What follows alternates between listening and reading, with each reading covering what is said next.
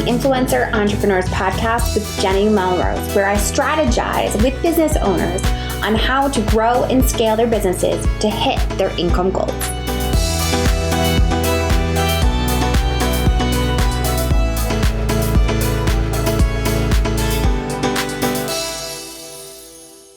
This is episode 322 of the Influencer Entrepreneurs Podcast with Jenny Melrose. Today, we're continuing our series that we started all the way back in episode 312, talking about the business of blogging. And this series, as many of you know, follow along with my book, Influencer Entrepreneurs, the 4-step framework for building your audience, growing your business, and making money online. There's also a free workbook that goes along with it. So you're going to want to make sure that you hop over to the show notes and grab it. You can always send me a DM on Instagram, and I can send that over to you as well at Jenny_Melrose. Or you could just go to jennymelrose.com/book. Whatever's easiest for you, but grab that free workbook because each of the episodes has an exercise that goes along with it because we're following along with the book. And if you haven't grabbed the book, grab the book. It's on Amazon. You can have it delivered right to your doorstep. All right, so today we're going to talk about how to develop the know, like, trust factor. And for many of you, you've probably heard me talk about this in the past, but it is something that I really, truly want to make sure that we emphasize. So people have to see things 7 times in order to take action. I want you to take that in. That means that someone has to hear 7 different times that you are offering a free guide on how to get more active before they will sign up for it. 7 times. And that's just for something free. Now imagine how many times someone has to hear about something they need to pay for before they take action. Many clients who come to me have launched a product to their audience and they think they have to start over because the product did not sell the way they thought it would. When I ask how they promoted it, they'll usually tell me they posted it on their Facebook page once, sent one email, and then they talked about it on their Instagram stories in multiple slides, but all in the same day, or even on different days. Do you see the problem here? Clearly, they have not mentioned their product 7 times. Plus, with the way that the algorithm shows content now, how many people actually saw the post made on their Facebook page? You're not going to hear a rant here from me about how you need to pay to play, to have your content seen on social media. I don't believe that you should be putting money into advertising until you know that you have a product that your audience wants. The only way to do this is to get in front of them. Let's take a closer look at how this particular client promoted their launch. We can write that Facebook post off. If we look at Instagram stories, it's great that they promoted in multiple stories, but what was the call to action? In other words, how did they ask their audience to interact with them? Did they ask them to DM them, or did they just do a video where they talked about the product? People don't know how to interact with you if you don't tell them. The other issue with Instagram stories is that they were on the same day. The audience was given 24 hours to hop onto Instagram stories in order to see it. With expiring Instagram stories, people need to be talking about their product multiple days. I love that the client said that they emailed their list. Your list is one of the most important ways that you can interact with your audience. You have heard me talk about that time and time again. You want to build your list and also nurture them so that they can know, like, and trust you. But if you build your list and email them every other month, that is not giving them the opportunity to know, like, and trust you. More than likely, they're not even going to remember who you are.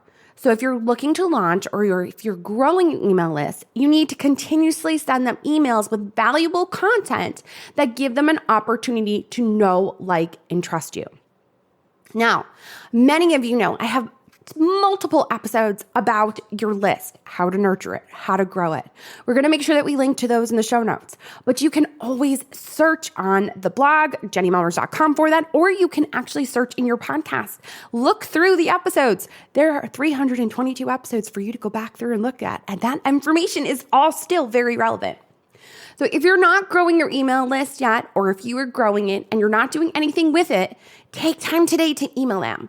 I would also recommend that you get into a routine of emailing them regularly. There is tons of information out there about how often and what you should say in your emails. So I'm not going to go on a tangent diving into that. You have that all in the podcast to be able to find. I do want to stress the importance of it and how emailing regularly can make a huge difference in your business. I used to email my list once a week when a new episode of my podcast, Influencer Entrepreneurs, came out.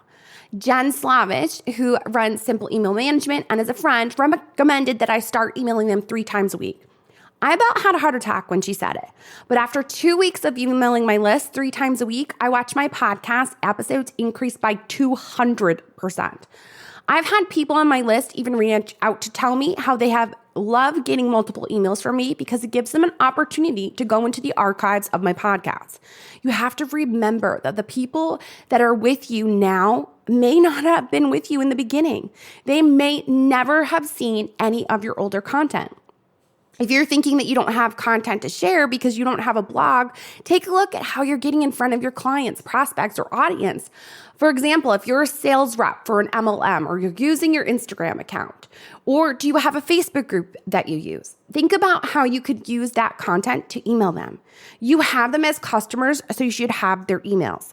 This is the same for business owners with clients who come into a brick and mortar store. If you're building your email list, and you absolutely should be, then you need to email them with the new products or services that you're offering. Plus, you can build your know, like, and trust factor by sharing stories about clients or pictures that tell that story. We know that previously it was Christmas, a couple weeks ago now that this episode is out and airing. If you were on my list, you got a Christmas card from me in your email. I want you to see that I am a true person. That was my actual Christmas card that I sent to my entire list.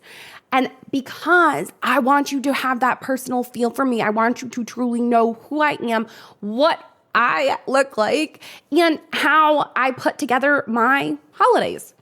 So many clients I've worked with will balk at the idea of emailing their list 3 times a week. Their immediate response is, if I email my list that often, they'll unsubscribe. And here's what I'm going to tell you. So what? Why would you want people on your list who don't want to hear from you? They're never going to buy anything from you if they can't handle emails giving them free content. And in case you forgot, that is the point of an email list. You're paying for that list so you can see the return on your profits from it. This isn't a popularity contest. My days of not being well liked as a high school and college athlete because I started over the older athletes served me well because it doesn't bother me that people unsubscribe. Not everyone is going to like you. And guess what? That's okay. You're going to attract those who are meant to attract and repel those who you are not. Ideally, you will attract your ideal client or customer. They'll be the ones who will buy whatever you create or recommend and who will sing your praises without you asking. More than likely, you will be repelling the ones that are never happy. You know, the ones who put in minimal effort and proclaim to anyone who will listen that your product or service doesn't work. In order to make it easier for you, be grateful for every person who unsubscribes or unfollows you. Those are the ones who would have made your life miserable. You don't want them sucking up your time from your ideal clients.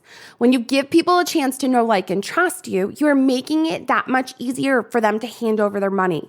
You want your audience to feel like they should have paid you a while ago for all the free content that you've given them. And I really want to emphasize that last piece because it's so important to understand you are giving value. You're solving a problem for them. And if you're solving a problem, if you don't tell them about it, you're being selfish. You're not allowing them to fix the problem that you know how to solve. So provide them with that information, email them, let them know that you're out there, and understand that if you are going to produce a product or service, that you have to continually get it in front of people. You want those ideal people to find you and to know about the value that you provide and the problems that you can solve for them. All right, you guys, if you haven't already grabbed the workbook that goes along with this series that we've been doing, go to jennymelrose.com/book. We also obviously have it over in the show notes. Now, for those listening, you know that I have a podcast. You also have heard me say show notes. That's a full blog post, so that if you are one that would rather read through an article, it's there for you. One of my favorite things is when someone emails me and says, you keep sending me all these podcast episodes. Can you just send me articles? And I giggle because I'm not sending you audio.